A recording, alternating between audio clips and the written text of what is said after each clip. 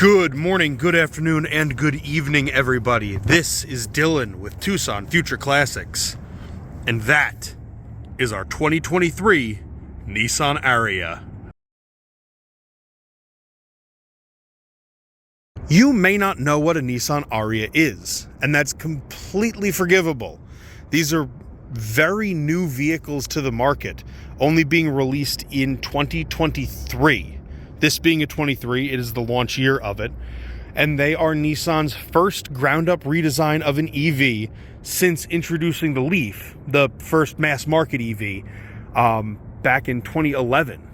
This is their shot at a high-efficiency, mid-size crossover kind of competitor. Good space, big hatchback, and this one being the Venture Plus trim means you get the biggest battery pack, 87 kilowatt hours, and the front-wheel drive single motor, a 240 horsepower motor. So their most efficient motor and their biggest battery, giving you just over 300 miles of range per charge. This is kind of Nissan's range maxed version of this. It's a pretty cool entrant into the segment. And especially when you get inside, there are some pretty neat little touch points and some details on this thing that make it kind of stand out. We've got 4 brand new Vantage Touring AS tires on this because these are fairly notorious for chewing up their factory Bridgestones. It's nearly 5,000 pounds in a front-wheel drive SUV with instant EV torque. You'll get that. So we made sure we took care of that for everybody before we even bothered listing it. But it is in this nice light metallic gray with the piano black accents and a gray cloth and a weathered barnwood style interior, which I'll show you all that and all the touch points. But I'm gonna walk up to the door quick because it will recognize me, greet me, and unlock and open. And with that, let's go inside. Immediately hitting you with a continuity error, we're not going inside, we're jumping up front, because I wanted to show you this really quick.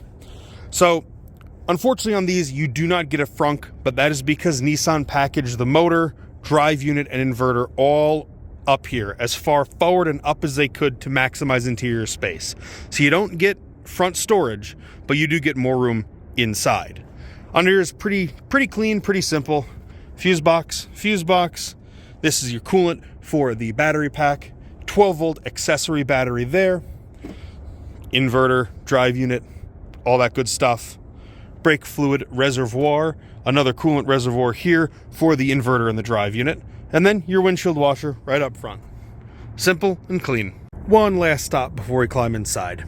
I want to show you guys off the cargo area on this. Bit bigger than most midsize crossover SUVs in its segment.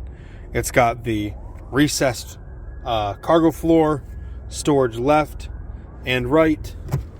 Bring this guy up, flip it out of the way. You've got your tire inflator, your fix-a-flat goo. Underneath here, you could opt for a larger, like a full-size spare or something. Was not equipped with it from the factory. And in this bag, you've got your factory Nissan home charger. Just the 110 regular old wall charger, but this is what would have come with it, so you can plug it in overnight and keep it topped up. One more thing back here.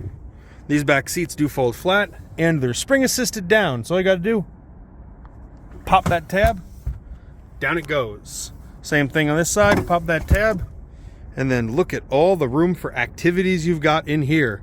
Great if you need to move something properly big, since this is a fairly tall hatch opening. In the back seat, we've got USB-C and USB-A chargers, your own vents, seat back pockets, driver and passenger, cup holders in the doors, and your child seat anchors under the Velcro.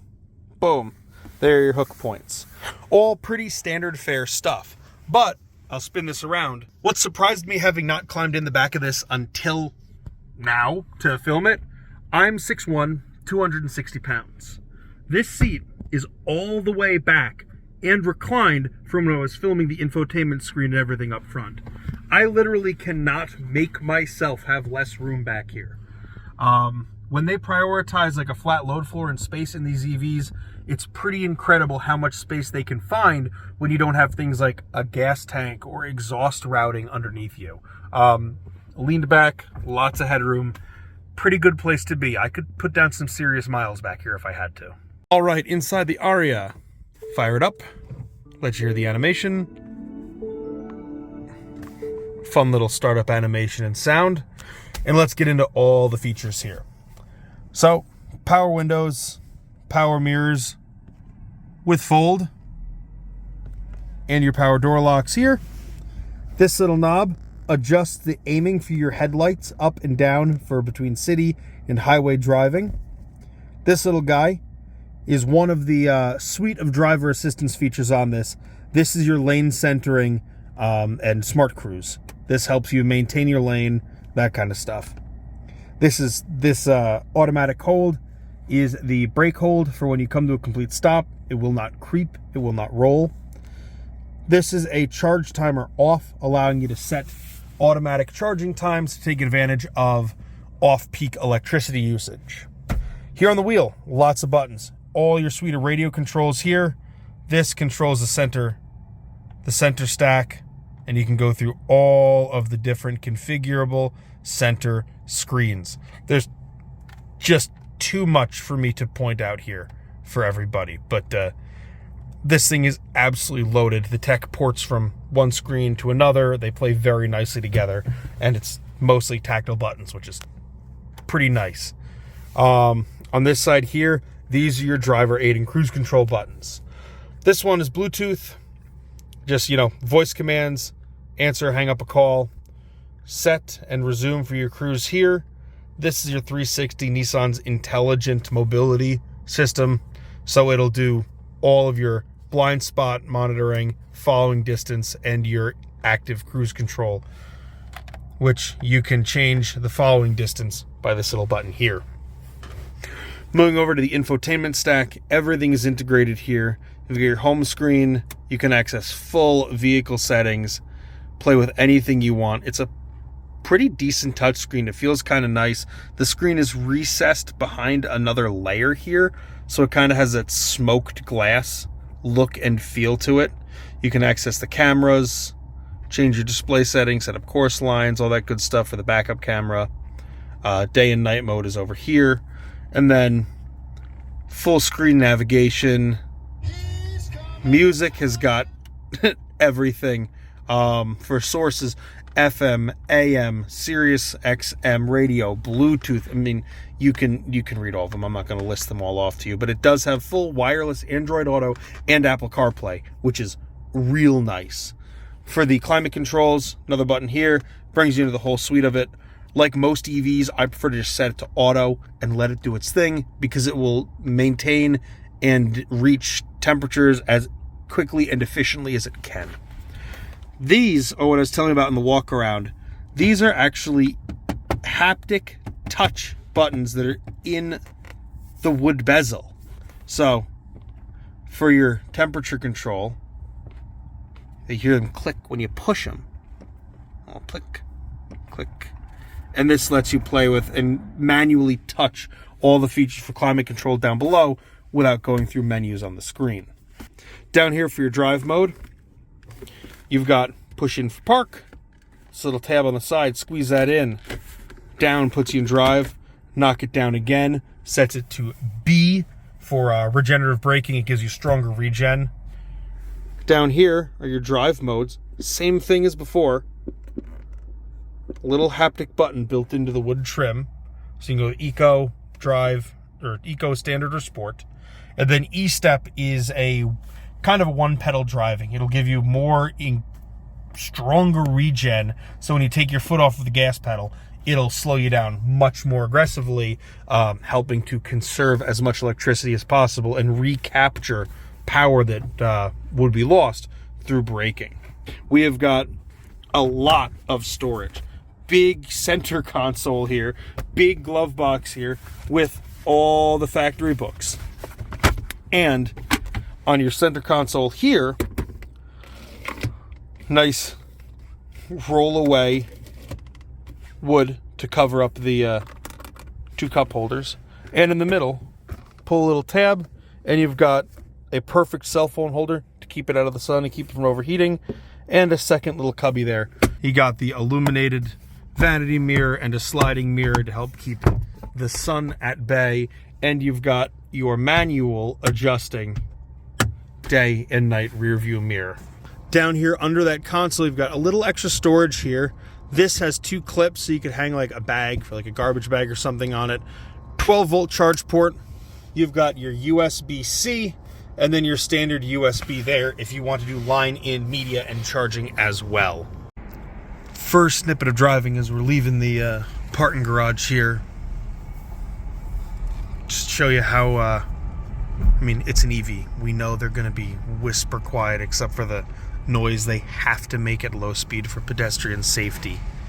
But just wanted to show, you know, with the windows down where sound can echo, that there's no squeaks, rattles. You don't hear any bearing noise or crunchy, grindy unpleasantness. None of that stuff. And pop into reverse, it'll chime. Backup camera with the good predictive warning lines on it. And if I was packing into somewhere particularly tight, it would yell at me and let me know that there are hazards about. Out here on the highway, I have the cruise set at 80 and vehicles just pulled away in front of me. So this will accelerate to its set speed until it detects slow traffic like what's in front and brings the speed back down to maintain a safe following distance. Also, because we're on a major interstate with good lines, you've got the hand signals here, which means it will track right along in the middle of its lane. And if you go to signal to change lanes, I can slide over behind the Sentra. It'll detect them, slow down and increase following distance. And then as they accelerate away from me, I will accelerate to match their speed. If we were in, let's say, stop and go or gridlock traffic was creeping along at 2, 3, 5 miles an hour, this would just keep you locked into your lane at a set distance from the person in front of you and just keep you locked right in and moving along. Empty frontage road all to ourselves. Let's do that quick 0 to 40 to 0. Sport mode on. Standard drive. Traction control off. Let's hit it. Little spin. 30, 40, 50. Hard ABS. Boom. One thing I forgot to mention in my initial walk around, this being 2 years old and 23,000 miles, still falls under Nissan's factory 3-year, 36,000 mile bumper to bumper warranty.